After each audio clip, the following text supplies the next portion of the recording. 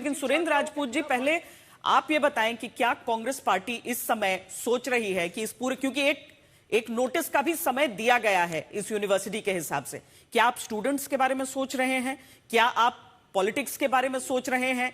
क्या आप ये सोच रहे हैं कि कानूनी रास्ता लेकर उसको किसी तरीके से रोका जाए, या फिर जो वारिस पठान कह रहे हैं कि क्यों नहीं जमीन पर उतरकर एक आंदोलन खड़ा किया जाए?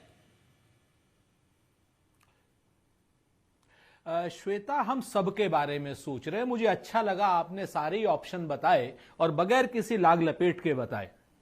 हमने सारे ऑप्शंस करेंगे। हम इस यूनिवर्सिटी की एक भी इमारत को, एक भी ईंट को गिरने नहीं देंगे। ये बहुत साफ सी बात है, क्योंकि भारतीय जनता पार्टी क्या है कि भारतीय जनता पार्टी को राम मंदिर में भी लूट करनी है और शिक्षा के मंदिर में भी लूट करनी है। राम मंदिर में चढ़ावे में लूट करनी है और शिक्षा के मंदिर में नल, नील, कोल, भील, पिछड़े, दलित, आदिवासी, महिला, नौजवान, किसान, अल्पसंख्यक जितने गरीब बच्चे हैं उनके साथ भी इनको लूट करनी है, क्योंकि विश्व गुरु को विश्वविद्यालय पसंद नहीं है। आपको एक बात और मैं बताता हूं, बड़ी मार्के की बात है। पिछले 10 सालों में भारतीय जनता पार्टी ने उत्तर प्रदेश में लगभग, लोग बता रहे हैं कि 19,000 से ज्यादा स्कूल, 5,000 स्कूल तो एक बार बंद किए हैं, 5,000 स्कूल बंद कर दिए एक बार, और शायद 9,000 स्कूल के आसपास और समायोजन किया है, तो 14,000 स्कूल के आसपास इन्होंने बंद किए। और एक शख्स जो प्राइवेट यूनिवर्सिटी बना रहा है उसको भी बंद कर रहे हैं। क्यों भाई? आपको छात्रों से, क्या पढ़ते हुए लोग आपको खराब लगते हैं? ये आप पढ़ते हुए छात्रों का भविष्य आप हिंदू मुसलमान क्यों कर रहे हैं? आप ये मौलाना क्या नाम, जौहर की यूनिवर्सिटी का नाम और आजम खां के नाम से इतनी चिढ़ है कि आप देश के भविष्य के साथ खिलवाड़ करने लग गए। नीट में 22 लाख बच्चों का भविष्य आप बर्बाद कर रहे हैं, और मौलाना जौहर यूनिवर्सिटी के नाम पर आप लाखों बच्चों का और हजारों बच्चों का भविष्य बर्बाद करने की बात कर रहे हैं। तो मैं तो आपसे 2-3 चीजें छोटी छोटी सी बताना चाह रहा हूं कि सरकारी स्कूल बंद करने वाले यूनिवर्सिटी भी बंद करेंगे। दूसरी बात, भारतीय जनता पार्टी के हाथ में ना श्वेता, निर्माण की रेखा नहीं है, इनमें विध्वंस की रेखा है। लखनऊ में एक पूरा का पूरा अकबर नगर उजाड़ दिया इन्होंने, पूरा का पूरा, जिसमें 2 मंदिर गिराए, एक मस्जिद गिराई, एक मस्जिद का पूरा लाइव शो चलाया, और मेरे ख्याल से 2 या 4 मंदिर गिराए, उसका लाइव शो इन लोगों ने नहीं चलाया, क्योंकि गिराना इनका काम है। आप गिराते जाइए, हम बनाते जाएंगे। हम तो कहते हैं अभी गौरव भाटिया जी के जरिए भारतीय जनता पार्टी वालों से कि भाई, जलते घर को देखने वालों, फूस का छप्पर आपका है और आपके पीछे तेज हवा है और मुकद्दर आपका है, और उसके कत्ल पे मैं भी चुप था, अब मेरा नंबर आया, और मेरे कत्ल पे तुम भी चुप हो, अगला नंबर आप है। आजम खान से दुश्मनी करो, चिढ़ करो, हमें दिक्कत नहीं, लेकिन देश के बच्चों से चिढ़ करोगे, देश की यूनिवर्सिटी से चिढ़ करोगे, तो निश्चित तौर पर जनता भी करारा जवाब देगी और कांग्रेस भी करारा जवाब देगी। पर इसके साथ ही सुरेंद्र राजपूत जी, आपकी बातें सैद्धांतिक रूप से बहुत अच्छी हैं, लेकिन अमीक जमाई जी से मैं ये सवाल जरूर जानना चाहूंगी कि इसका ये मतलब नहीं है ना कि आप अवैध जमीन पर वो करें, और अगर अदालतों ने कहा है तो मैं वाकई समझना चाहूंगी और हमारे दर्शक समझना चाहेंगे आपसे कि वो जमीन और वहां पर निर्माण वैध था या अवैध था। लेकिन पहले गौरव भाटिया जी, आप अपना जवाब दे दीजिए। धन्यवाद। देखिए, सबसे पहले मैं कांग्रेस पार्टी और एआईएमआईएम के प्रवक्ता को सुन रहा था। मैंने उच्च न्यायालय का एक आदेश पढ़ा जिसमें उन्होंने कहा कि तब के जो अर्बन डेवलपमेंट मंत्री थे, उन्होंने अपने को फायदा पहुंचाने के लिए फाइलों पे हस्ताक्षर किए और निर्णय लिया। एआईएमआईएम ने भी उन पे कोई टिप्पणी नहीं करी, कांग्रेस ने भी नहीं करी। मैंने बताया 17 करोड़ में सरकारी जमीन पे सरकारी खर्चे से एक रोड बनी जिसे बंद कर दिया, इन्होंने कोई टिप्पणी नहीं करी। मैंने बताया बरेली की बच्चियों ने स्कूल जाना समाजवादी पार्टी की सरकार में बंद कर दिया क्योंकि लड़के छेड़ते थे, डरती थी, इन्होंने कोई टिप्पणी नहीं करी।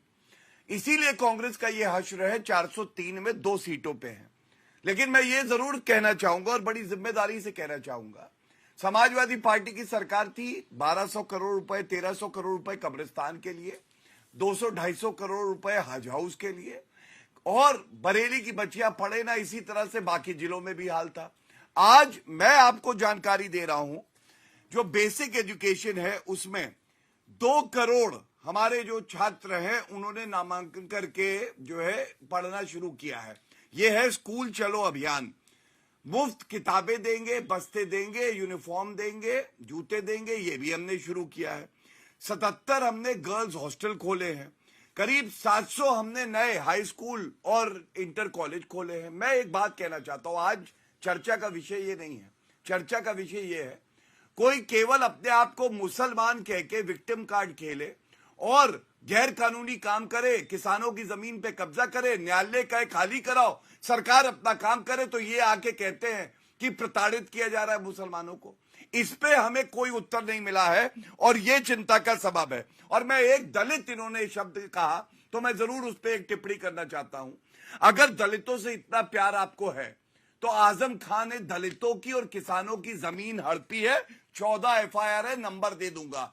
बताइए आजम खान के खिलाफ क्या कार्रवाई होगी। दूसरा, अलीगढ़ मुस्लिम यूनिवर्सिटी में मुस्लिम जो है आरक्षण होता है, लेकिन कोई आरक्षण दलित के लिए नहीं है। और जौहर यूनिवर्सिटी में श्वेता जी आरक्षण है 50% मुसलमानों के लिए। खत्म कर दीजिए और दलितों की बात करिए, पिछड़े वर्ग की बात करिए, वो नहीं करेंगे।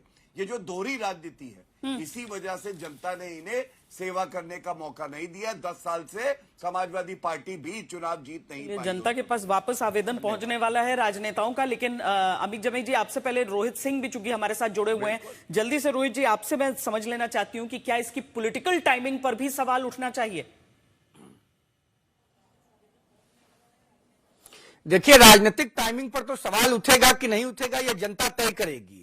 आदरणीय श्वेता जी, समाजवादी पार्टी के प्रवक्ता साथी ने जिस प्रकार से हिंसात्मक रवैया अपनाते हुए बात किया, डायनामाइट से उड़ाने की बात की, यह प्रमाणित करता है कि समाजवादी पार्टी के शासन में जिस प्रकार से चवन्नी चोर अतीक अहमद और साइकिल चोर मुख्तार अंसारी यूपी को डिस्टर्ब कर रहे थे, आज भी समाजवादी पार्टी की वही मंशा है।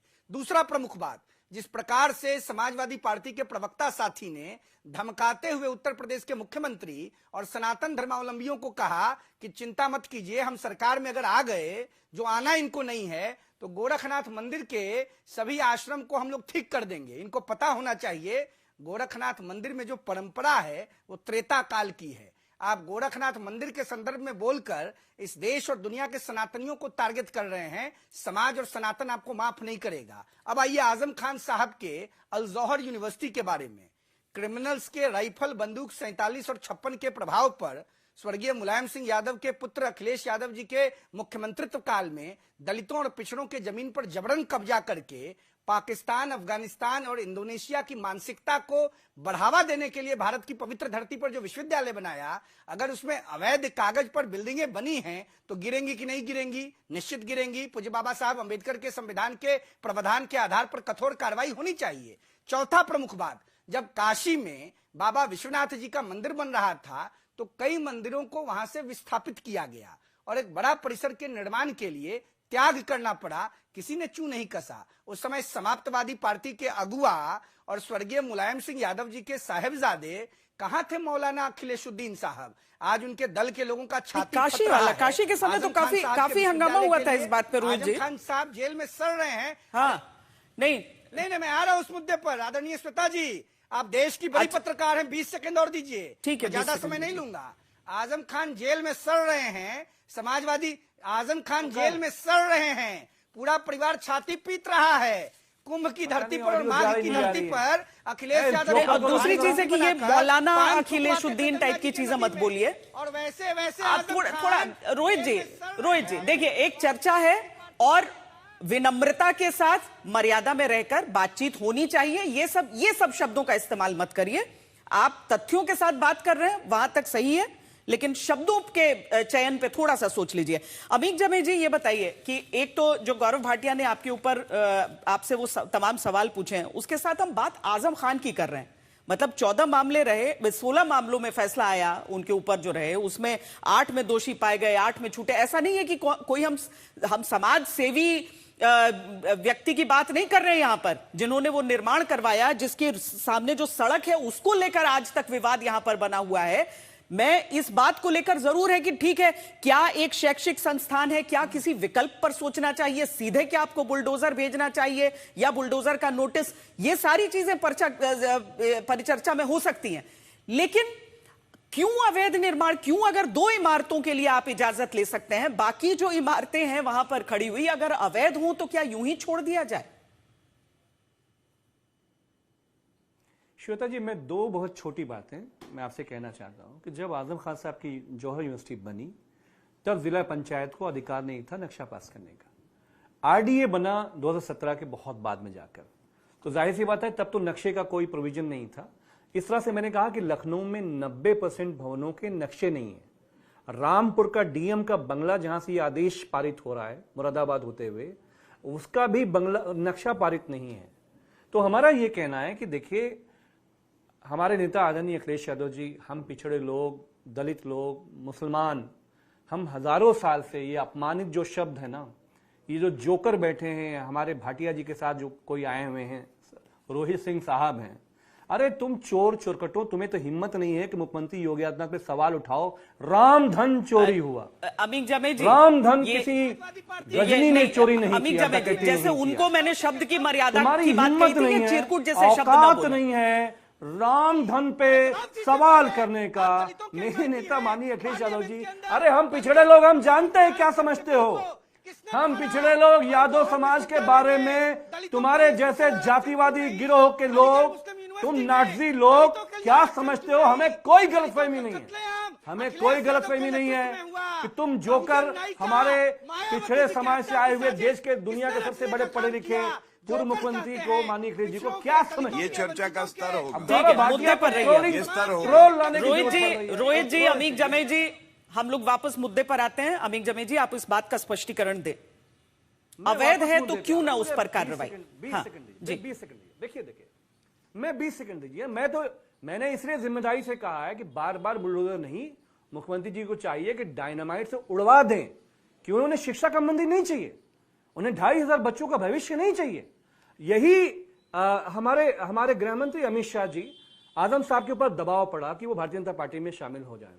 कई सौ की नई पार्टी बना लीजिए और अखिलेश यादव जी को बर्बाद कर दीजिए, ये भी ऑफर आजम खान साहब के पास आया था, लेकिन आजम खान साहब ने कश्ती नहीं बदली। बीजेपी की तरफ से ऑफर आया था? नहीं किया गृह मंत्री अमित शाह के सामने। अच्छा, लेकिन क्योंकि असम का मुख्यमंत्री ने सरेंडर कर दिया, सुवेंदु अधिकारी ने सरेंडर कर दिया, वो जो प्रफुल्ल पटेल थे जिनको जेल भेज रहे थे गृह मंत्री जी, चक्की पीसिंग वाले, वो जो पूर्व मुख्यमंत्री जी हैं, आजम खान साहब ने समझौता नहीं किया, इसलिए उनको निपटाने का ये पूरा कार्यक्रम चल रहा है। हमें इसको कहने में कोई लाग लपेट नहीं है, हमें इसको कहने में कोई गुरेज नहीं है। तो जो आप हमें सिखा रहे हो, चलिए, मैं दोबारा श्वेता से जी। कह रहा हूं, भारतीय जनता पार्टी के विधायकों, सांसदों, नेताओं, याद रखो 6 महीने के बाद जो आपने समाजवादियों को सिखाया है, बुलडोजर का रुख किधर होगा, ड्राइवर कहां जाएगा,